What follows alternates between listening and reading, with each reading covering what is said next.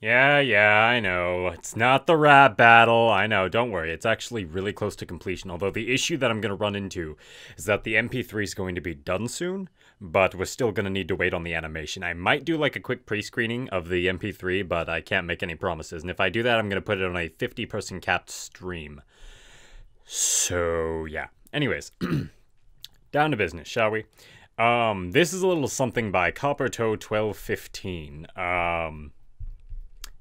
Yeah, it's a fan fiction called Hit the High Note. And a lot of you were sending this to me, and I've been meaning to do a dramatic reading of this ever since I found it. I just haven't really had the time. But I figure I'm taking a break right now from working on my collab with Glaze and Hateseed, and then recording some of the stuff for the rap battle. So I figured let's give you guys something to pass the time. Anyways, this is Hit the High Note by Coppertoe1215. And just as a forewarning, this contains mild violence, strong language, and self-insertion of the author. So, yeah. Here we go.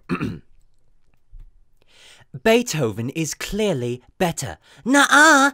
Deadmau5 is best! Beethoven! Deadmau5! This argument, again. Why doesn't Vinyl see the superiority of classical over dubstep? Octavia thought to herself. Beethoven! She was shouting now. Deadmau5! Vinyl shouted even louder. If we are going to have this argument again, I suggest you leave. Octavia said, calming herself. Fine! I'll go find a pony with a good taste in music! Vinyl said, walking toward the door. On her way out, she grabbed her oval sunglasses to shield her beautiful red eyes. She slammed the door behind her. Octavia walked over to a couch and grabbed a magazine to read. She opened the front page and looked at the picture. It was of her and Vinyl. Vinyl had her arm around Octavia and was sticking her tongue out. Octavia was shielding her face with her hair because she was blushing. The article underneath was titled, Inseparable. Tears formed in Octavia's eyes. Vinyl decided to go for a walk in the park to let off some steam. There was an clearing in the middle of the park where she always went, but when she got there, there was another pony. This pony was a unicorn. He had a very light gray coat. His mane was a darker gray with red streaks that parted at his horn. His cutie mark was a sky blue pair of headphones hanging over a mic of the same color. He was laying on his back listening to a pair of headphones that seemed not to be attached to anything but was still producing music. Vinyl looked at him curiously. He returned the glance and Vinyl turned away embarrassed. Can I help you? The pony asked. His voice was chocolate to Vinyl's ears. No, sorry, it's just, what are you listening to? She asked shyly. It's a song me and my friend Tu made. Want to hear it? He lifted the headphones off his head using his magic and placed them around Vinyl's ears. The music was a dirty dubstep, heavy on the bass drops. Vinyl swayed her head to the beat, enjoying every second of it. Wow, that was amazing! You said you actually know the person who made that? Vinyl asked as the song finished. Yes, he's one of my best friends. I'm Michael D, by the way, but you can call me Mike, he said, holding out a hoof. My name's Vinyl Scratch. Pleased to meet you. Vinyl replied with a smile, shaking his hoof. Mike returned it. Hey, are you doing anything late? Mike asked shyly. No. Vinyl replied. Do you maybe want to, go out to dinner or something? I'd love to. Okay, say Sugar Cube Corner at 7? Sounds great to me. See you there.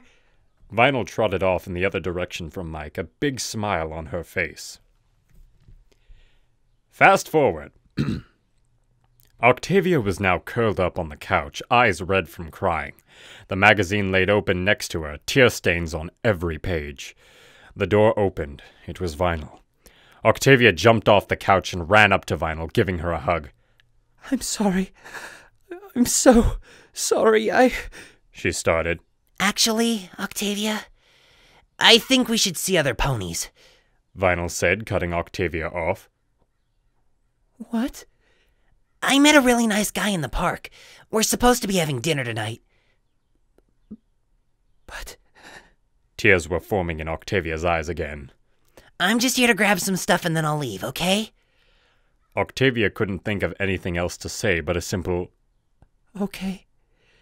By the time she finally said, Please don't go. it was too late. Vinyl was already out the door and down the street. All she did was crawl back into her spot on the couch and resumed crying. Fast forward once again, That was delicious! Vinyl stated. Indeed it was. Mike agrees. Now, what do you want to do? I really should be getting home. Oh, wait. She paused, remembering that she didn't really have a home. What is it? Mike asked. It's just my friend kicked me out. Making it sound like she hadn't just gotten out of a relationship. I'll have to go crash with my friends Lyra and Bonbon. I know where they live. My house is on the way. Fast forward, Well, we're here. Mike said, stopping in front of his house. Mike and Vinyl locked eyes for a few awkward seconds. Then, Vinyl leaned in and kissed him. Mike's eyes widened in surprise, then shut in enjoyment. The kiss was long and drawn out, lasting several minutes. Finally, Vinyl pulled away. Want to stay here for the night? Mike asked with a smug smile. Vinyl shook her head yes, reflecting the same smile. It had been a while since she had been with a colt. 3 months later. Dear Vinyl Scratch, I have moved to Canterlot. I can't stand being in the same town as you. I still love you. Please, if you ever change your mind about this colt, I'm still here for you. Love, Octavia. Thank you, Derpy. Vinyl said to the cross-eyed Pegasus.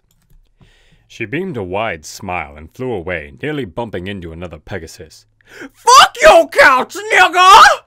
Mike shouted from the living room. He was sitting next to his two friends, the living Tombstone and Glaze, and was playing Fallout New Vegas. His friends cheered him on as he slaughtered a town of innocent people. Wow, this is actually very accurate. Vinyl just rolled her eyes. She had moved in with him and had learned to deal with his craziness like this. She went to the bedroom and started to write a reply to Octavia's letter. Dear Octavia, I miss you, but I love Mike. He's kind and sweet. He can get angry sometimes, but he... She stopped writing when she heard the door creak open. Who's that to? Mike asked, stepping into the room. Just an old friend. Vinyl replied, putting the letter away. Is it Octavian? Yes. What have I told you about keeping in contact with your ex? Mike said, a hint of anger in his tone. Well, I didn't want to be rude and not reply. What did I say? Mike said, grabbing Vinyl's arm. Mike, you're hurting me. Vinyl said, trying to pull her arm away. Oh, I'll hurt ya! Mike's eye was twitching as he raised his hoof. He brought it down across Vinyl's face, knocking her to the ground. With his magic, he lifted her and threw her onto the bed. Now, spread 'em, Mike said with a sadistic grin on his face. Vinyl started crying as she spread her legs, revealing herself to Mike. Mike licked his lips. He forced himself onto the weeping filly. Her crying just made him more excited. Okay, on a side note, I'm really pissed because he had the prime opportunity to reference that one anime that's just, your resistance only makes my penis harder, and I'm a little bit upset that he totally just, did not do that. Anyways. This repeated several times over the course of 2 months. Now Vinyl was scared to even leave the house. She decided it was time to stand up for herself. She had he coat and was hovering a suitcase next to her. Mike, I'm leaving. Vinyl said. Mike levitated a knife out from its place and held it up. No, you're not. Mike replied calmly. Yes, I am, Mike. And if you don't like it, you can go fuck yourself. It's my life. And if you can't accept that, then you can stab me right now. So he did. Vinyl let out a scream of pain as the knife entered her ribcage. Little did Mike know, the police were just outside listening to everything. The police kicked down the door. Mike grabbed Vinyl and pulled the knife out of her side and held it to her throat. Stand back or I'll cut this pretty little cunt's head off! He shouted. The police backed off. The standoff lasted for 3 hours. The police sent in a negotiator, which was a waste of time. Vinyl had passed out from blood loss, but Mike still had her. The police decided to call in a sharpshooter to end the standoff. Ladies and gentlemen, brace for author self-insertion! The Pegasus had a dark green coat and a mane similar to Vinyl's, except instead of alternating shades of blue, it was alternating shades of green. His cutie mark was a skull with a bullet hole in the dead center of the forehead. He had a black vest and a pair of aviators. A cigar hung out of the corner of his mouth. He had a sniper strapped to his back. He took his position on the roof of the house opposite of Mike's. You in position, Deadshot? Yup. Deadshot replied. You got eyes on the target? The voice cracked again. Deadshot took the sniper off his back. He flipped the bipod legs with his hoof and laid down, looking through the scope. I got eyes on. Got the bastard's head in my crosshairs, he replied casually. Take the shot when you're ready. Okie dokie Loki. He took a deep breath and wrapped his wing around the rifle. He put the top wing on the trigger. He spat the cigar out of his mouth and lined up the shot. He breathed softly as he put pressure on the trigger. Blam! The shot rang out over the crowd. It shattered through the glass of the window and through Mike's skull, leaving a splatter of blood and brains on the wall behind him.